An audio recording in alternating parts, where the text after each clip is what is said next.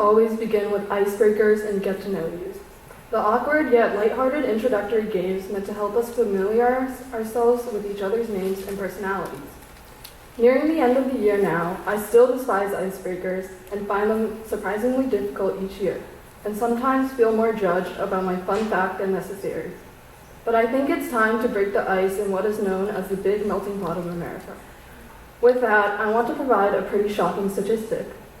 According to Stateline, there are approximately 64,000 collateral arrests, arresting those who are not the original target made by ICE, U.S. Immigration and Customs Enforcement, in 2026 alone. This begs the question, the civic question, who is really the target here? Sitting in the audience now, you may be thinking, politics is too controversial to talk about. But that's exactly the mindset that limits society. Silence is the opposite of civic participation. We avoid conflict because we think it's catastrophic. But people argue over pineapple and pizza and still stay friends. I grew up in a city built on diversity. There was someone from every walk of life, and each experience wove a mosaic of the world I lived in. There were so many people similar to me, and I never felt ashamed of my family's traditions or culture. Regardless of skin color, country of origin, nationality, ethnicity, accent, or language spoken, everyone in that community coexisted like a puzzle piece with a place for every piece. The community felt welcoming, and I held this background pridefully. When I packed up my belongings into boxes, picked up my jumbled life to move to this new town, I thought I was leaving everything behind. Now I realize that I thought wrong, because I keep finding pieces of that warmth wherever I go, because it is impossible to leave it behind in a country made entirely of diversity. Civic responsibility doesn't get left behind when you move. It instead follows you. It asks you to pay attention and help shape the community you're now part of. Nearly a month ago, text messages from old school friends flooded my notifications, telling me agents were spotted around their city nearby an elementary school.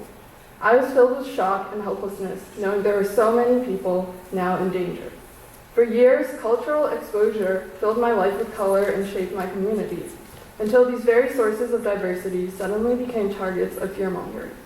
However, these same friends relayed the bravery of their peers for planning school walkouts and starting social media accounts to educate students about immigration. These students were willing to risk their education to stand for their own beliefs.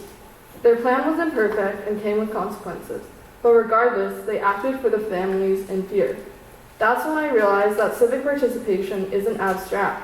It becomes the real moment those you love are affected.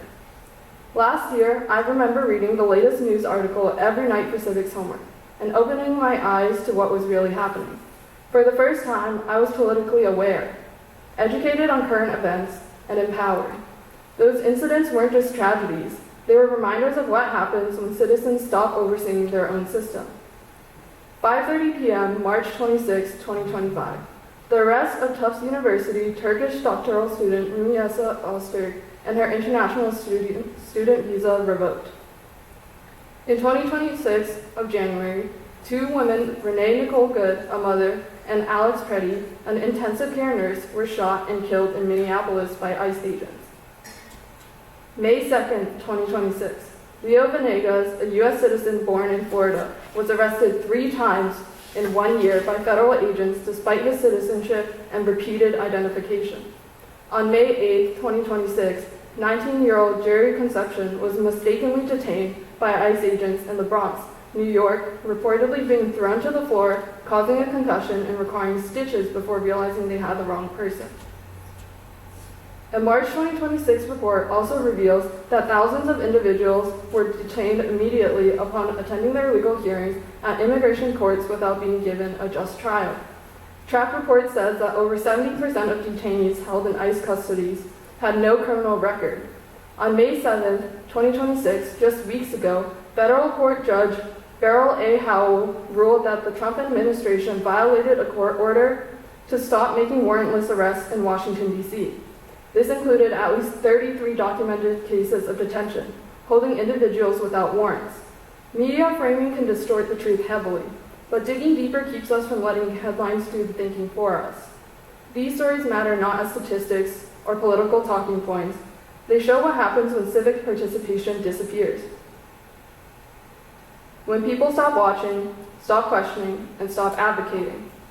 However, this talk isn't about protesting the government, nor debating ethical enforcement.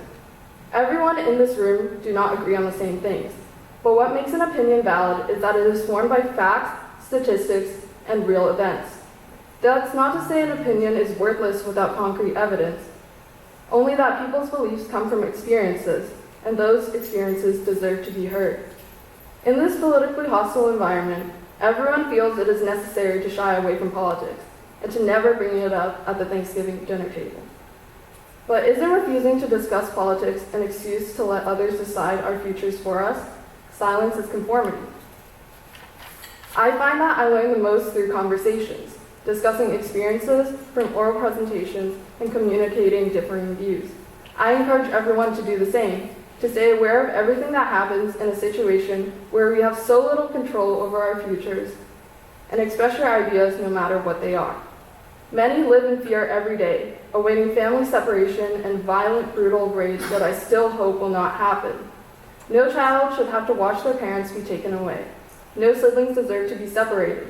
No one deserves to be laid off just because of their status in applying for citizenship without lawful justification. Many like me still hold out hope for a better tomorrow and wish to take action. However, now is not a time where protest is safe for everyone. I believe those who are most affected deserve to know that there is still hope in the world to live and build a better life. And action starts with gathering support, spreading awareness, and uniting together as a community. Participating doesn't always mean holding up a protest sign. It means being welcoming, confronting conflict with diplomacy, and staying informed. Civic participation isn't one moment, it's a habit, a daily choice to stay aware, compassionate, and involved. Acting means letting people know their issues still matter. It means letting them know there are still people fighting for their dreams too. Thank you.